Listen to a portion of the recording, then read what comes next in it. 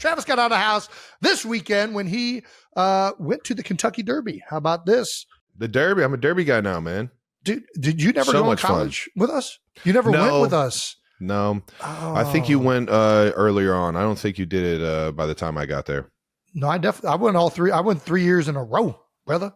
Well, then I might have there, caught one man. of those years. Yeah. Yeah. Who knows what I was doing back then? It was much different than this.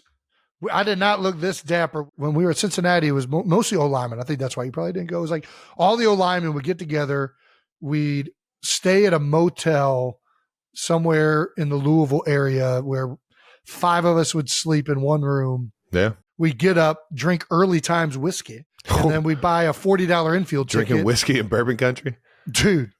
Well, I think it might be bourbon. I don't know which one it is, but yeah, early times, at least I think it was that's the official bourbon. At least it was at the time of the Kentucky Derby. Yeah. Yeah. And then we go to the infield for $40. I never saw a horse once. All right. So the Kentucky Derby, everyone saw you roll up to the Kentucky Derby in one of the most gangstered out outfits I've ever seen. I didn't even know they still made stuff like this. Nice little double-breasted pinstripe. All right now. Fedora and all. Yeah. Looking good. Thank you, man. Where'd you get this at? And what made you choose?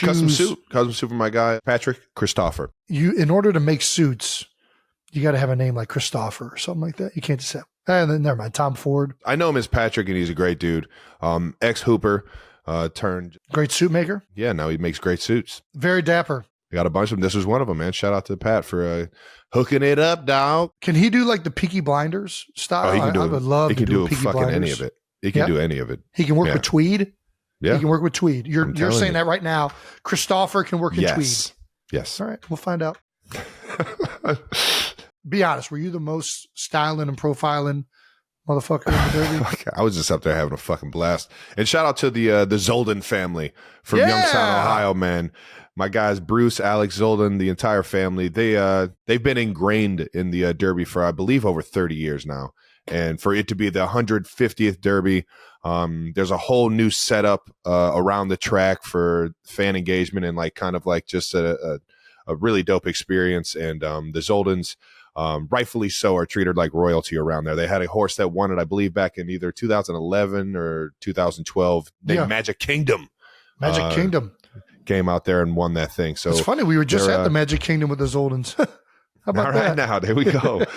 But they made it really easy and really fun for us to come out there and enjoy the Derby. And it was a once in a lifetime experience that I am definitely going to try and experience again, man. Because it was fun just being a part of the entire environment. No, it looks great. I appreciate the invite. You don't get out of the house. Yeah, we saw the horses up close and personal, saw the jockeys. Not going to lie, thought the horses were way bigger. Seeing it on TV. These are thoroughbreds, brother. They're made for speed. Yeah. I think the jockeys are so small. You can't even get on one of these. Tiny. But that's what I'm saying. When you see it on TV and you see the horse to jockey ratio, you're like, damn, that's a big ass animal. No. But in reality, the jockeys are all like 100 pounds. Little guys. But impressive the way they can get those horses going at top speeds. Is the Derby perhaps the biggest dress-up event outside of a Halloween party? That was actually one of the coolest parts of it. I mean, I ran into Smokey Robinson and his wife looking so fucking cool. Super dapper. Who else I run into? Jimmy Fallon was up there. Nice. Smooth operator. He's a brilliant man. He's very brilliant. He was walking around with a little Labrador in his hands. He had a puppy in his hands. Puppy Labrador? I'm just like, God damn. That's how you do it. That's how you do it. That's how you make a statement and get everyone to just fucking love you because the dog was cute as hell. Who would have knew that a dog would have stole this show at the Derby, man? Yeah, and you got to be able to take animals into the Derby. I mean, it's a racetrack. It's not like a plane. That's a good point. Don't get me fucking started on this nonsense. Don't get you started. You got yourself started. I just hate fucking. Good job, Jimmy. Way to take a dude. Listen. I can't. All right, I can't tell you how much I love just seeing Jimmy. I was literally placing a bet, and he's right. He just sneaks up right next to me like nothing's going on. Oh man, it was a surprise. I wasn't expecting, man, but damn, it's always good seeing Jimmy. He was on the fucking move though, man. That guy is a hard worker, man. It's so impressive, everything that he does. Him, Smokey, a bunch of the NFL guys were out there. Got to say hello to our guy, E. Wood. Yeah. Got to see, I missed my guy, Kyle Rudolph. Rudy will have to link up the next time. He had a gangsta outfit too. Did he? He had a pinstripe suit too, man. And that thing was he was looking fly. Okay. He always does though, man. He's always suited and booted. Joey Fatone got to say what's up to Joey. Oh, nice. Who else was up there? Yeah. And then I got to say hello to some tequila.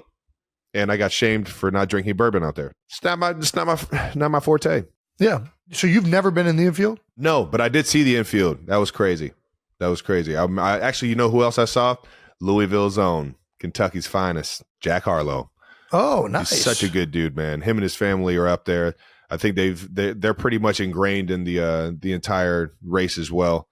Through a big party Saturday night. It's just it's cool to see everybody in that environment, dressed up, having fun. And yeah, I'm definitely in for another year of that if you want to go next year, dude. Do you want to do the infield with me next year?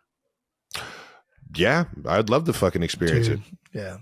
You go to the infield, there's a little bar that's like right down from where you enter the racetrack at. I would assume it's probably even more jazzed up than when you were there. Probably more bars, probably more like areas and like fan experiences. Yeah, when I was there was like a little hole in the wall, like literally a hallway, and there was like an abandoned elevator shaft, and you would go there, and then there was a random table, and all you could see was a person's legs, and this is outside of the establishment. This is like down in a corner of like outside of the racetrack. We pregame there, and I remember like walking up, and some woman was like, "What do you want?"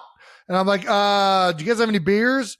She's like, $2. And then I hand her $2, and she just handed me some beer like down under like the table. I just handed money up to like an elevator woman.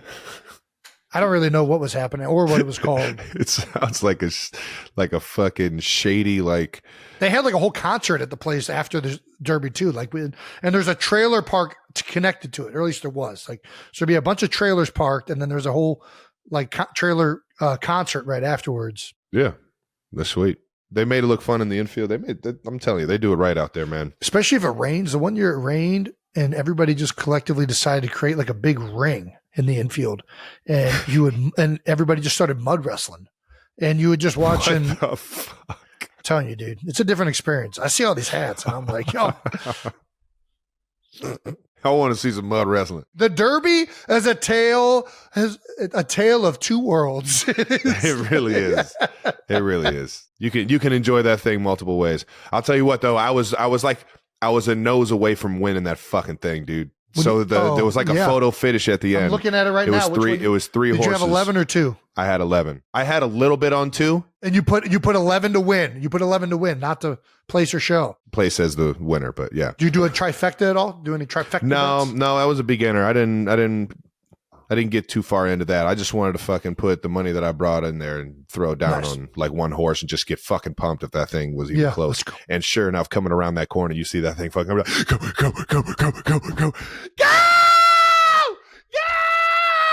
You put enough money on that fucking thing. God damn. Yeah, you get excited, I bet it'll get going. Almost fucking won 100,000 off a fucking Japanese horse in the Kentucky Derby.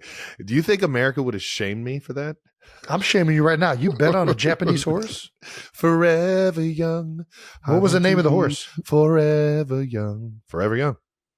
Forever Young was the name of the horse you bet on? Yeah. And that's a Japanese horse? Yeah. It's a Wagyu horse? Ooh, I don't know if they're massaging that thing. Those things get fat when you massage them like that. That's a good point. This thing's running. Mystic Dan was obviously the horse that won. Mystic Dan won it. Yeah, Sierra Leone was the other one that I was like, should I go Forever Young, Sierra Leone? Everybody in the fucking place was going Sierra Leone. I'm just like, that's not how they win. Yeah. They don't do that, no. Don't be a sucker. You can't bet on the favorite. Everybody knows favorite. Yeah, right there. Yeah, the underdog.